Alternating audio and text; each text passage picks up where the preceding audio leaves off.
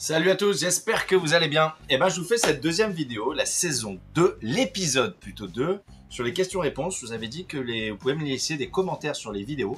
Et dès que j'ai un petit peu le temps, je répondrai à ces commentaires, aux questions, qui seraient peut-être un peu plus d'ordre un peu plus technique ou un peu plus longues que pendant les lives, auxquels parfois je suis concentré pendant les phases de trading. Et donc, par conséquent, je suis là pour y répondre.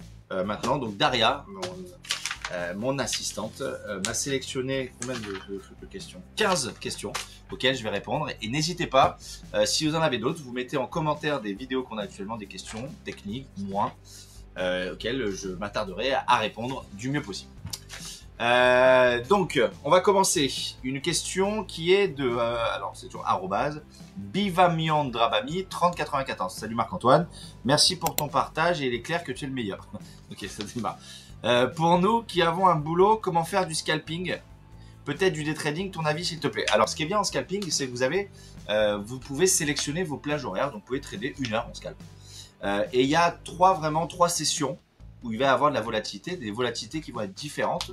Et donc je vous apprends au sein de l'école à trader des volatilités différentes, donc des récurrences de mouvements différents. Donc il y a la session du matin 9h30 midi, première session, vous pouvez sélectionner 1 heure à l'intérieur. Celle-ci, donc c'est la première. La deuxième, c'est 15h30, 17h30, c'est la deuxième session.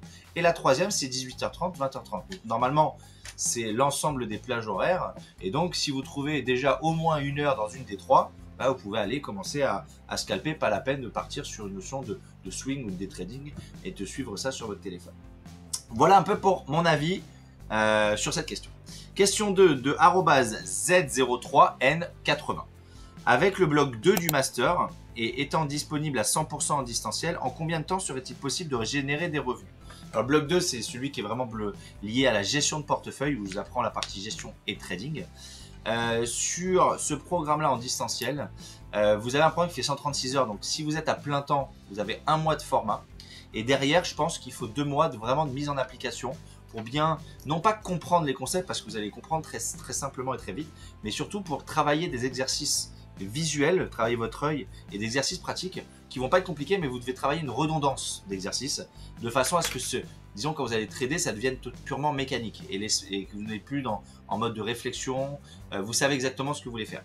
Et donc en 3 mois, vous n'allez pas apprendre des théories complémentaires ou supplémentaires, vous allez apprendre en fait à ce que tout devienne un peu mécanique, devienne un peu réflexe. Et donc c'est le temps d'adaptation de votre œil et de vos réflexes un petit peu et d'avoir eu la possibilité de trader dans différents types de marchés. Donc en 3 mois normalement on a vu des marchés haussiers, des marchés baissiers, des marchés avec une faible vol, une vol normale et une vol forte. En 1 mois souvent on n'a pas eu le temps d'avoir eu tous ces types de marchés. Donc voilà, pour moi un trader quand il sort de ça, de 3 mois, il a besoin de 3 mois pour être mûr et autonome. Question 3 de T-C5982. Bonjour Marc-Antoine. Merci pour cette belle vidéo, donc je ne sais pas laquelle, mais bon, c'était une vidéo, un commentaire sur une vidéo. J'ai une question qui me taraude depuis quelques années. Sur les marchés, il y a bien une corrélation entre le Nasdaq, le SPI, le Russell et inversement sur le Gold. Donc, une relation inverse entre les indices et en gros l'or qui est considéré comme une valeur refuge. Donc, si je comprends bien, normalement, si les indices montent, la valeur refuge, l'or baisse et inversement. Imaginons que BlackRock, donc BlackRock c'est un fonds d'investissement ou autre, rentre sur le Nasdaq pour 2000 contrats. Il doit aussi rentrer sur le S&P pour X contrats et sur le Russell, donc là il ne m'a pas mis le Russell, c'est l'autre indice, c'est le Dow Jones. Le Dow Jones avec Y contrats pour qu'il y ait bien une corrélation.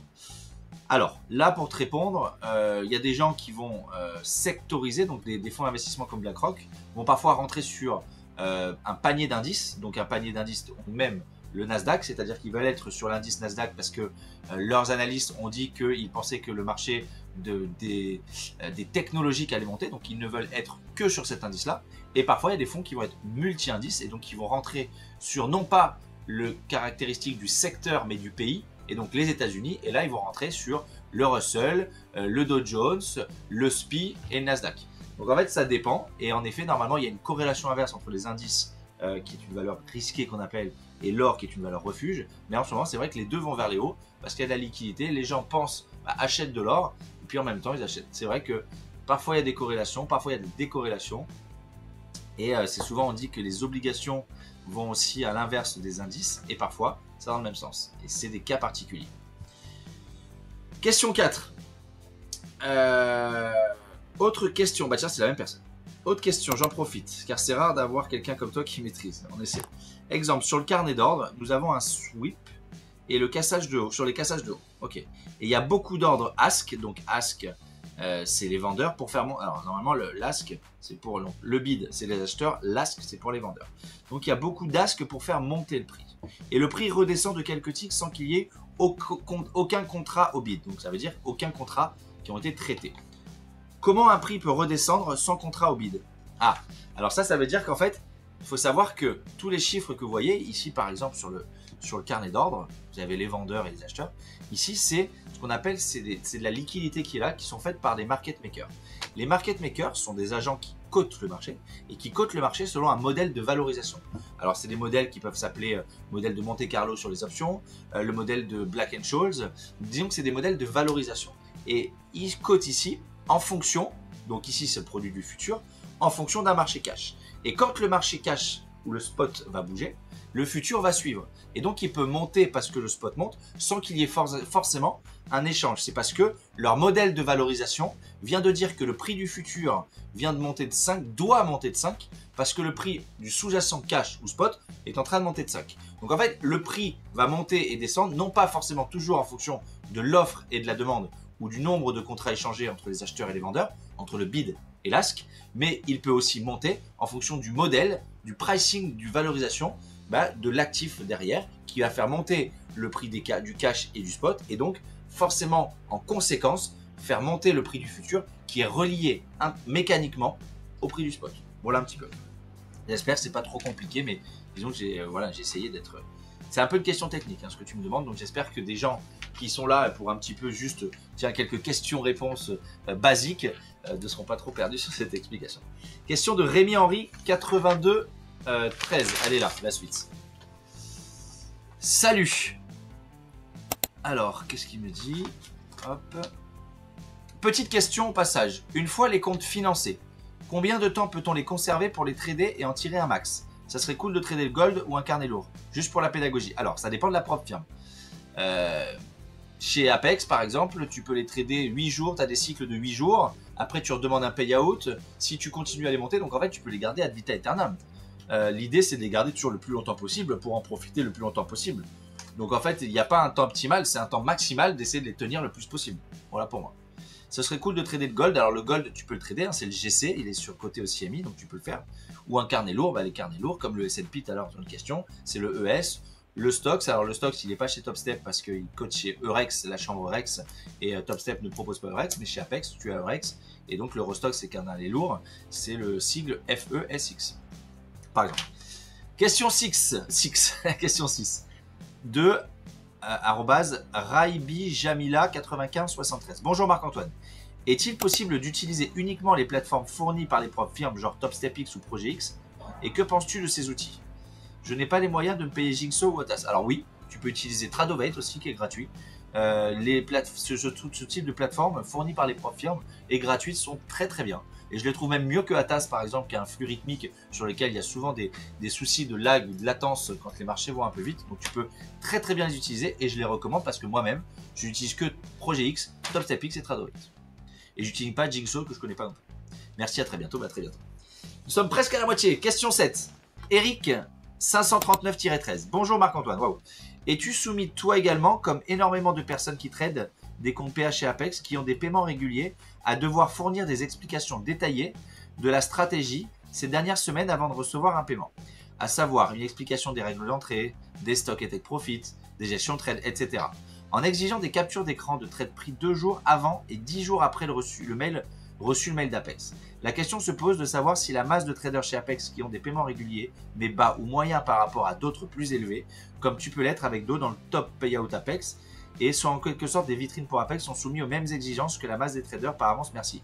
Oui, sauf que moi on me l'a demandé il y a plus d'1 an, et on m'a demandé de faire des vidéos, moi je crois que c'était sur 3 jours, et j'ai dû faire une vidéo explication de tout ça. Donc en effet, une fois au moins, tu passes par là, Et là, les nouveaux, à chaque fois, bah, ils passent également par là. Donc c'est normal. Quand tu vas demander des payouts réguliers, bah, à la fin, ils veulent être sûrs que derrière, il y a vraiment une personne. Donc c'est pas pour casser les pieds, c'est vraiment eux de leur côté. Ils ont quand même un service compliance, un service de risque. Et vu que c'est la plus grosse prop firme, celle qui donne les plus gros comptes et avec le plus grand nombre de comptes, bah, à un moment donné, il y a quand même une vérification. Un, il y a un KYC. Et puis deux, à un moment donné, ils veulent vérifier si tu existes vraiment. Voilà. Donc oui, j'ai déjà eu moi. Non pas parce que je gagne beaucoup, mais chaque trader passe par là. Question 8. Cherio17. Salut Marc-Antoine. Est-ce que tu copies les trades entre des diverses prop firmes? Donc, est-ce que je fais du copy trading avec mes différentes prop firmes? Non. Je copie mes trades et mes comptes sur chaque prop firme, mais chaque prop firme indépendamment, je les trade indépendamment. Comme ça, et ben, ça me fait une diversification finalement des prop firmes où je n'ai pas le même trading. Et donc, ça me permet de diversifier mon trading. J'ai un trading parfois sur une prop firme plus sécuritaire, parfois sur une plus agressive. Et donc, ça me permet moi d'avoir, comme un peu un footballeur, de jouer parfois la défense, de jouer parfois l'attaque et d'enlever ce côté frustration, de me dire, bon, je vais aujourd'hui attaquer celui-là à 12h, attaquer celui-là à 14h et diversifier mon trading et diversifier également mes sources de revenus de plein de façon à ne pas avoir tous ces œufs dans le même panier. Question 9 de Rash888-N4G. Alors, mort de rire. Après, à côté, tu as les traders 100% affiliation qui montrent rien. Bon, il parle d'un nom assis. Bon, bref, ça, je ne donnerai pas les noms de là. Là, au moins, c'est clair. Je suis vraiment pas fan du trade au carnet d'ordre, mais toi, au moins, tu prouves que tu perfs.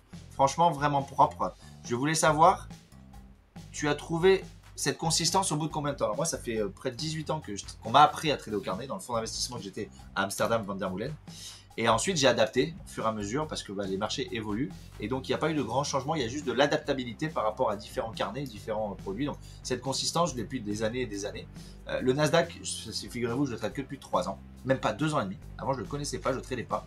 Et quand j'ai vu qu'il avait une élasticité que j'aimais beaucoup, en fait, je connaissais comment trader, scalper, comment scalper au carnet. J'ai ouvert ce carnet, j'ai fait un peu d'études de recherche et développement pour comprendre quels étaient les paramètres qui étaient propres à ce carnet d'ordre. Et ensuite, voilà, j'ai cette constance et consistance sur le Nasdaq depuis 2 ans et demi, depuis que je le trade. Et avant, je tradais d'autres produits. Je tradais beaucoup ce qu'on appelle du spread entre les indices, entre des indices européens, le Stoxx et le DAX. Et donc souvent, on me dit, tiens, pourquoi tu le fais plus? Je le fais plus. J'adore beaucoup, moi, spreader ces indices-là. Sauf qu'aujourd'hui, les prop firmes ne permettent pas ce qu'on appelle du hedge. Donc d'acheter un indice et d'en vendre un autre en même temps. C'est ce que je faisais qui était vraiment ma spécialité. Et donc, j'ai dû switcher un petit peu et d'être dans ce qu'on va appeler du mono-carnet. Question 10. On est aux 2 tiers. John From-R2T. Sur TPT, donc Take Profit Trader, les resets des comptes sont à $100. Tu aurais peut-être dû faire ça au lieu d'en racheter des nouveaux. Oui. Alors j'ai découvert, il faut savoir que de mon côté, au départ, je tradais une seule prop firme, Apex. Après une deuxième avec Top Step, je gagnais. Et j'ai dit, je me suis mis au challenge de vous montrer que quand on s'est tradé à aller récupérer et prendre de l'argent à toutes les prop firmes. Donc après, je me suis dit, tiens, je vais vous montrer une nouvelle prop firme. Je vais essayer de comprendre un peu les règles de celle-ci et d'adapter mon scalping dedans. Et puis, je vous referai le brief 1 ou 2 mois après sur les résultats. J'ai fait Bullnox, pareil, au bout de 2 mois, j'ai encaissé des premiers payouts, beaux payouts. J'en ai essayé une 4e, une que je ne tradais pas non plus, Tradefy. Donc là, j'ai également cherché de nouveaux payouts. Là, aujourd'hui, par exemple, ici, on va chercher 3 x 4, 12 000 balles de payouts sur le live d'aujourd'hui. On est 4 jours, on est le 10 juillet.